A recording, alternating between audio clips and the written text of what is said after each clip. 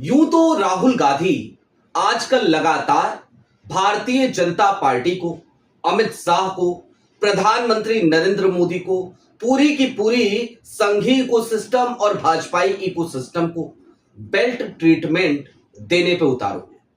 लेकिन आज की तारीख में राहुल गांधी ने प्रधानमंत्री नरेंद्र मोदी के घर से मात्र 4.1 किलोमीटर दूर खड़े होकर एक ऐसा बेल्ट ट्रीटमेंट दिया है देश के प्रधान सेवक को कि यदि प्रधानमंत्री नरेंद्र मोदी के अंदर थोड़ी सी भी शर्म, लज्जा बची होगी तो वो अपना नया नवेला शौक छोड़ देंगे। कौन सा शौक? वही शौक जिसे देखकर पूरा देश शौक में है, शौक रीलबाजी का।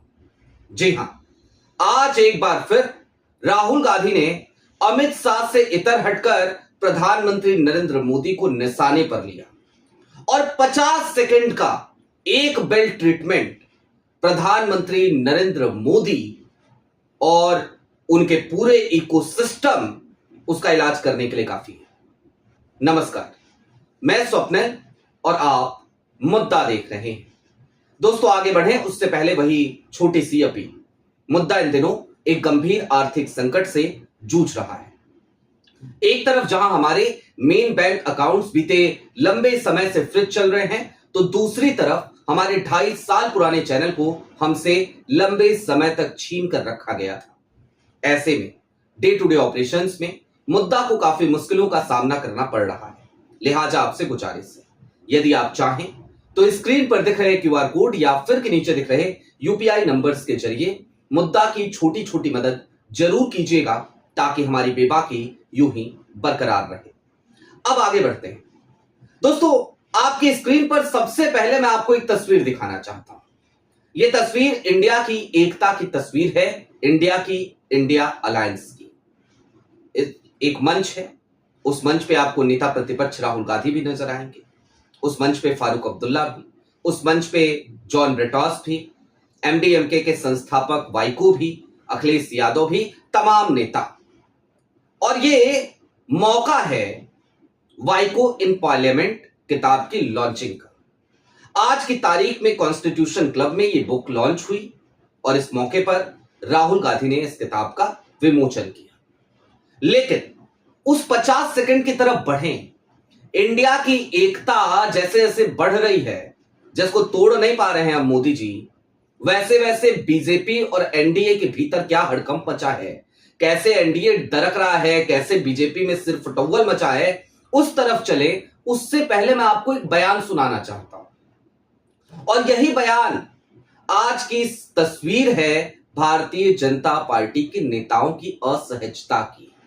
जी हां, एक बयान छोटा सा, चंद सेकंड का, 10-12 सेकंड मुश्किल से, और ये वास्तविक तस्वीर है भाजपा की, सन्नाटे की, पसरे हुए खामोशी की। सुनिए।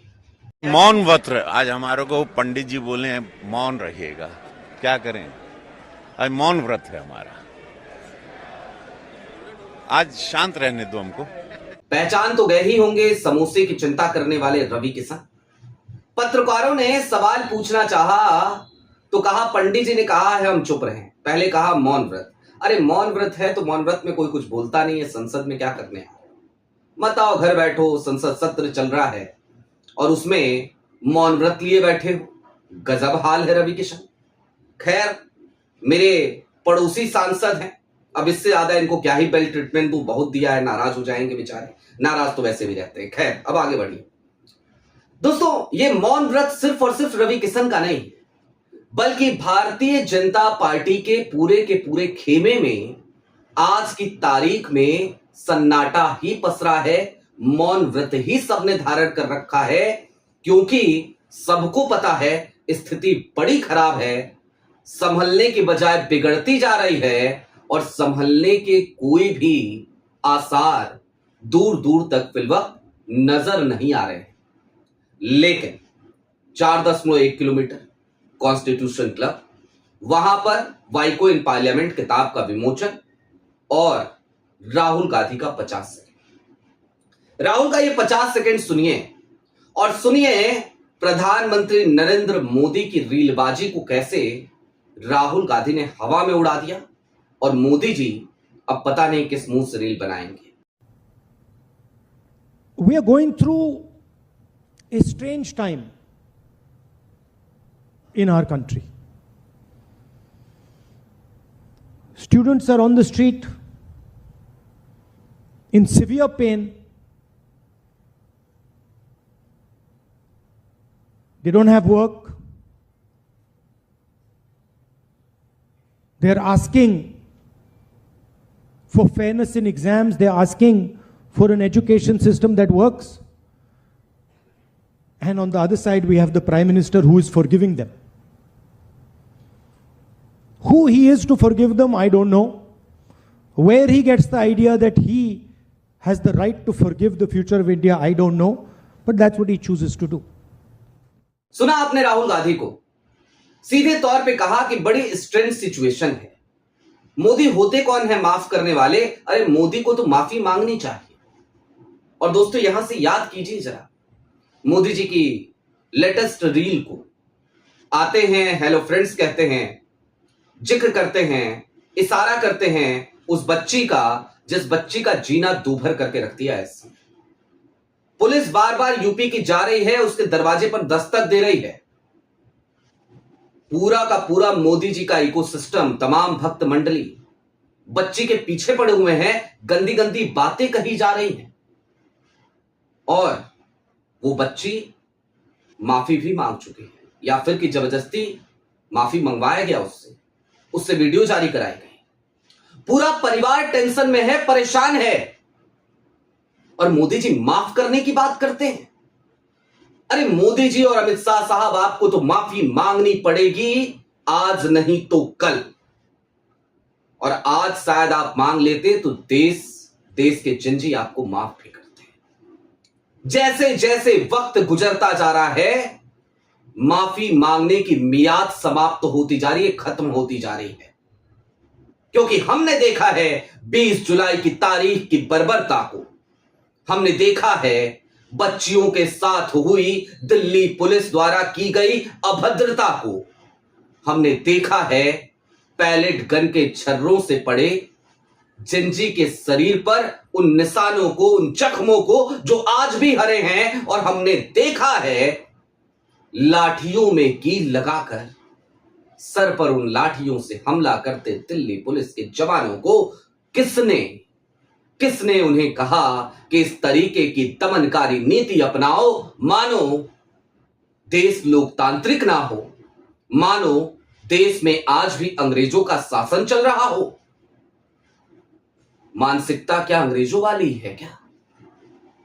अब दोस्तों, आज की तारीख में प्रधानमंत्री नरेंद्र मोदी का पूरा खेमा, पूरी गुजरात लॉबी, मोदी के आसपास के किचन कैबिनेट के लोग और मोदी जी के गुट के सांसद, ये सब बैकफुट कर है क्योंकि एनडीए और भारतीय जनता पार्टी के भीतर से भी इनका विरोध शुरू हो चला है। सबको पता है कि ये जो जेन जी है, जनरेशन जी और जनरेशन अल्फा, ये मोदी जी के कुचक्र में फंस नहीं पाई।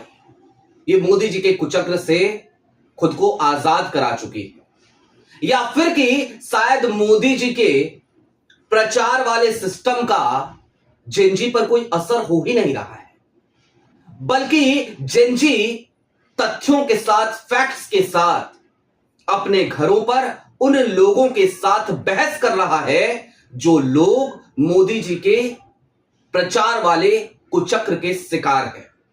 कोई अपने ताऊ से बात कर रहा है तो कोई अपने पिता से, कोई अपने मामा से बात कर रहा है तो कोई अपने नाना से, और हर बार जिंजी के तथ्यों के सामने नाना, मामा, ताऊ, पापा सबको झुझलाना पड़ रहा है, हथियार डालना पड़ रहा है, या फिर कि यह कहना पड़ रहा है कि तुम लोग बहुत बदतमीज हो गए हो क्योंकि तुम लोग देश के प्रधानमंत्री की इज्जत नहीं कर रहे। हालांकि अगर इस देश के लोकतंत्र को बचाने के लिए बदतमीजी करने की जरूरत पड़े तो फिर जेनजी की इन बदतमीजियों को सलाम करने की जरूरत है, क्योंकि देश की लोकतांत्रिक व्यवस्था हर गुजरते दिन के साथ किस तरीके से धराशायी की गई है, धराशायी की जा रही है और धराशायी कर दी जाएगी, बुलडोज कर दिया जाएगा, ये बात आज किसी से ढकी छिपी नहीं है। लेकिन दोस्तों, राहुल गांधी अड़े हैं। इंडिया हर दिन और मजबूती के साथ जुड़ रहा है और एनडीए का खेमा गुजरात लॉबी से परेशान हो चला है, क्योंकि उसे समझ में आ गया है कि अब मोदी मैजिक काम नहीं करेगा। वक्त चला गया, दौर चला गया और नई जनरेशन ना तो कुचक्र में फंसी है और ना फंस सकती है। आपकी क्या राय है वो हमें कमेंट बॉक्स में जरूर बताइएगा। अभी के लिए दीजिए इजाजत। चलते चलते फिर वही अपील, चैनल पे नए हो तो सब्सक्राइब करते हुए जाइएगा। सक्षम हो तो मुद्दा की छोटी छोटी मदद जरूर कीजिएगा, ताकि हमारी बेबाकी यूं ही बरकरार रहे। बहुत शुक्रिया।